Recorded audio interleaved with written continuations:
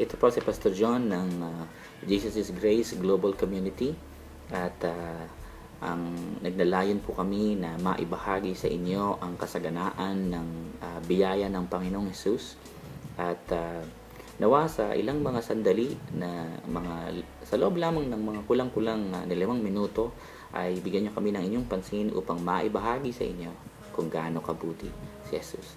Dahil si Jesus ang biyaya ng Diyos. At ang biyaya ng Diyos ay si Jesus. Isang mabuting bagay na magbahagi ng kabutihan ng Diyos, ng mabuting balita sa inyo, na marinig nyo ang Ebanghelyo, na marinig nyo kung ano ang ginawa ni Jesus upang tayo ay tubusin sa ating mga kasalanan, upang tayo ay bigyan ng buhay na ganap at kasiyasiya. At purihin ng Panginoon, nais kong ibahagi sa inyo ang mga talatang matatagpuan sa Juan Kapitulo 3, 14 hanggang 15. Ganito ang sabi, "At kung paanong itinaas ni Moises sa ilangang ahas, ay gayong kinakailangang itaas ang anak ng tao, upang ang sinumang sumampalataya ay magkaroon sa kanya ng buhay na walang hanggan." Napakaganda ng story na ito. Kasi itong story lang ito ay ating matatagpuan sa Numbers 21. At doon sa Numbers 21 ay nagkasala ang bayan ng Israel dahil nagreklamo sila sa Diyos at nagsalita sila ng laban sa Diyos at kay Moises. Sa anong dahilan?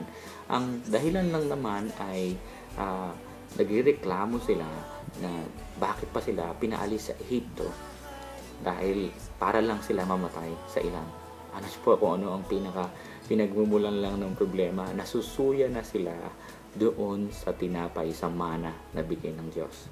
At nung nagreklamo sila, nagpadala ang Diyos ng mga makakamandag na ahas at pinagkakagat sila. At dahil sa kamandag ay marami ang mga namatay. At maraming mga tao sa verse 7 nagpunta kay Moises at humingi ng tawad sa kanilang kasalanan at nagsabi, "Moises, kausapin mo ang Diyos, idalangin mo kami sa Diyos." At ganoon ang ginawa ni Moises. At ang pinagawa ng Diyos kay Moises ay yung ahas, kawangis nung kumagat doon sa mga tao upang sila ay mamatay, ay pinagawa siya ng kagaya ng makamandag na ahas na yon, at sinabi sa kanya, "Gumawa ka ng isang mabagsik na ahas at ipatong mo sa isang tikin, sa isang kahoy, at mangyari sa bawat taong makagat ay mabubuhay pag tumingin doon." At si Moses daw ay gumawa ng isang ahas at tanso at ipinatong sa isang tikin, at nangyari na pag may nakagat ng ahas ay nabubuhay pagtingin sa ahas at tanso. Napakasimple ng paraan ng Diyos upang alisin yung kamandag ng ahas sa katawan ng tao nung panahon ni Moises. Titingin lamang sila doon sa ahas. Wala silang gagawin maliban sa titingin. Hindi nga sila hihipo doon sa ahas upang makapagtamo upang mawala yung lason sa kanilang katawan, yung kamandag sa kanilang katawan. Titingin lang sila. At sabi ng salita ng Panginoon sa John chapter 3 verse 14, ganun din ang paraan ng Diyos, na kung paanong itinaas ni Moises ang ahas sa ilang, ay gayong kinakailangan itaas ang tao.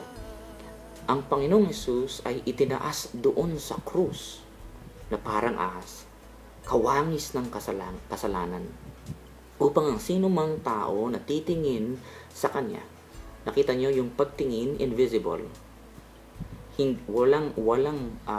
walang ibang ugnayan maliban sa titingin lamang. Ganun din ang pananampalataya. Hindi mo nakikita, maniniwala ka lang, ilalagay mo lang yung pananampalataya mo sa Panginoong Hesus, at ang Panginoong Hesus, ang gagawin ng kanyang katawan doon ang ginawa ng kanyang katawan doon sa krus ng Kalbaryo ay hinigop yung lason ng kasalanan sa iyong katawan at hindi ka na mamamatay. Dahil sabi nga sa verse 16, "Gayon na lamang ang pag-ibig ng Diyos sa sanlibutan, na binigay niya ang kanyang bugtong na anak, upang sino mang sumampalataya ay hindi mapahamak, kundi magkaroon ng buhay na walang hanggan." Ang nais ng Diyos sa iyo ay magkaroon ka ng buhay na walang hanggan.